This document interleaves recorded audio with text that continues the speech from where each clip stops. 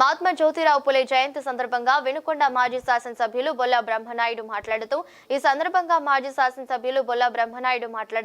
సమాజంలో కుల వివక్ష అంటరానితనంపై పోరాటం చేసి వెనకబడిన బడుగు బలహీన వర్గాలకు హక్కులు మహిళలకు విద్యావకాశం కల్పించిన గొప్ప సంఘ సంస్కర్త మహాత్మా జ్యోతిరావు పులే అని చెప్పారు. కార్యక్రమంలో పాల్గొన్న వైఎస్ఆర్ కాంగ్రెస్ పార్టీ నాయకులు, కార్యకర్తలు, అభిమానులు.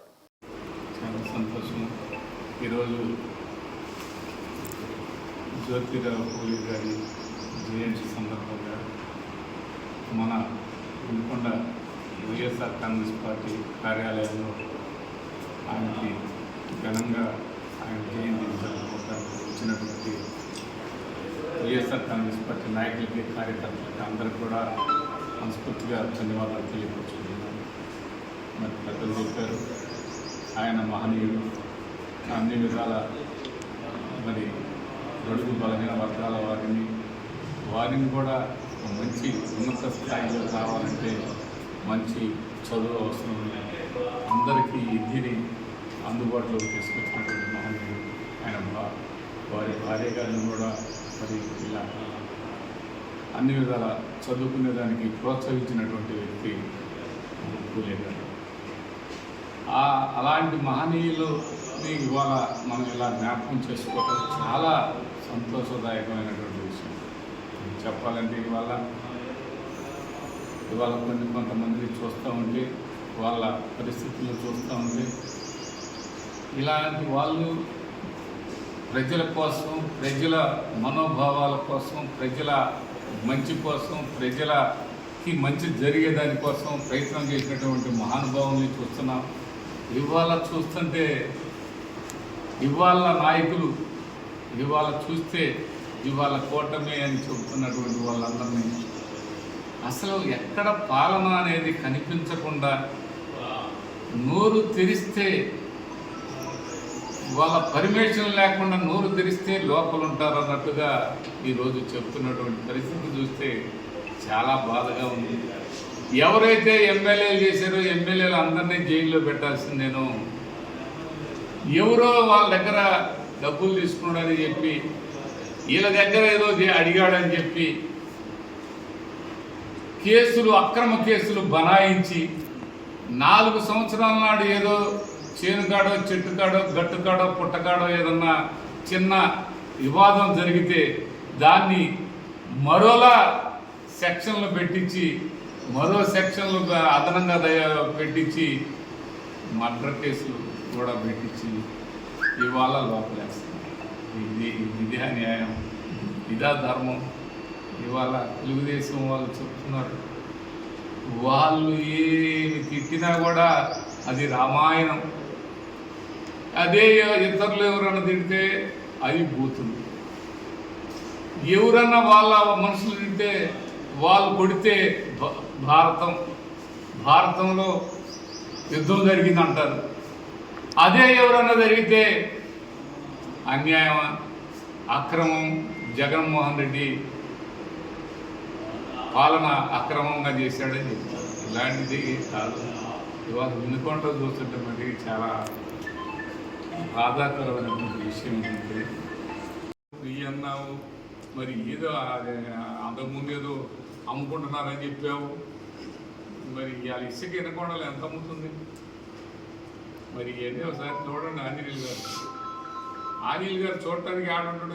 నేను అంత పై లెవెల్ కదా, ఇక వినకొండ లెవెల్ నాది కాదంటాడు. ఇంక వినకొండ లెవెల్ చూడాలి. ఇక వినకొండ లెవెల్ అంతా ఏమైంది, ఇంకా దోపిడి. నీదేదో పై లెవెల్ అంటవి, వినకొండ లెవెల్ అంతానే దోపిడి. ఈ నయం, ఈ బ్యాచ్, ఇదంతా ఒకసారి నిజంగా వినుకొండలో ఇవాళ మంచినీళ్ళు వస్తున్నాయంటే ఆ రోజు మన పార్టీ అధికారంలోకి రాగానే ట్యాంకర్ల సంస్కృతిని పక్కన పెట్టించిన పార్టీ మనది. ఇంకా చెప్పాలని చాలా ఉంది. అది ఇంకో రోజు మాట్లాడుకున్నాం. ఇవాళ పెద్ద ఆయన జయంతి సందర్భంగా ఆలయం కానీ ఇవన్నీ కూడా మరొకసారి మాట్లాడతాం. జ్యోతిరావు పూలే గారి జయంతి సందర్భంగా మరొకసారి మా ఇక్కడికి వచ్చినటువంటి మన వైఎస్ఆర్ కాంగ్రెస్ పార్టీ నాయకులు, కార్యకర్తలు, పెద్దలు అందరికీ మనస్ఫూర్తిగా ధన్యవాదాలు తెలియపరుచుకుంటూ ఒక్కటి పూర్తి స్థాయిలో ఒక నయీం బ్యాచ్ని ఊరి మీద పడి దోపిడీ చేస్తున్నటువంటి ఏది ఎవరు లేకపోతే ఆ స్థలాన్ని ఆక్యుపేషన్ చేయటం, వాళ్ళు అది మాది అని చెప్పటం, దొంగ డాక్యుమెంట్ సృష్టించడం, అన్ని విధాల లూటీలు దుర్మార్గాలు చేయటం. ఇవాళ రెవెన్యూ ఆఫీస్ చుట్టూ చూస్తే తెలుగుదేశం పార్టీ నాయకులు అల్లుకొని ఉన్నారు. రెవెన్యూ ఆఫీసులకు ఎవడ పోవడానికి లేదు. మొత్తం వాళ్ళకి తెలుసుకోవాలా, వాళ్ళకి సుంకాలు కట్టి సుంకం చెల్లించి లోపలికి పోవాలి. ఇదెక్కడ రాజ్యం, ఇదెక్కడ ప్రభుత్వం, ఇదెక్కడ పాలన అని అడిగితే లోపలేపిస్తారు. నీకు లోపలేపించేదానికి టైం వచ్చిందంటారు. ఇలాంటి పాలన కొనసాగుతున్న పరిస్థితుల్లో ఎవరి స్థలం కూడా ఇవ్వాలి. అక్కడ ఉంటే ఆ స్థలాన్ని గద్దలు తన్నుకొని పోయినట్టు తన్నుకొని పోవటం, మళ్ళా వాడికి ఆ స్థలం వల్ల కాడికే పోవటం. మీరు 10 లక్షలు ఇస్తే మీ స్థలం మీకు వస్తుందని చెప్పి. ఏంటండి ఆంజనేయులు గారు, ఏంటండి మీ పాలన? ఆంజనేయులు గారు, నువ్వు అది అన్నావు, ఇది అన్నావు, చెరువు అన్నావు, 160 కోట్లు అన్నావు, హాస్పిటల్ అన్నావు, 100 కోట్లు అన్నావు, ఈడ గట్టు అన్నావు, ఆడ పుట్ట అన్నావు, ఆడ చెరువు మా అభివృద్ధి అన్నావు, మేము పైపులు అన్నావు, లైన్లు అన్నావు. పైపులు కాని రావు, లైన్లు కాని రావు, నువ్వు కాని రావు. నీ నాయకులు అంతేమో రెవెన్యూ ఆఫీసులో కూర్చుంటారు, కొంతమంది నాయకులు పోలీస్ స్టేషన్లో కూర్చుంటారు, కొంతమంది నాయకులు సచివాలయాల్లో కూర్చుంటారు, కొంతమంది నాయకులు ఇళ్లలోనే కూర్చొని మా కాడకొచ్చి మాకు సుంకాలు చెల్లిస్తేనే మీ పెన్షన్ అంటారు.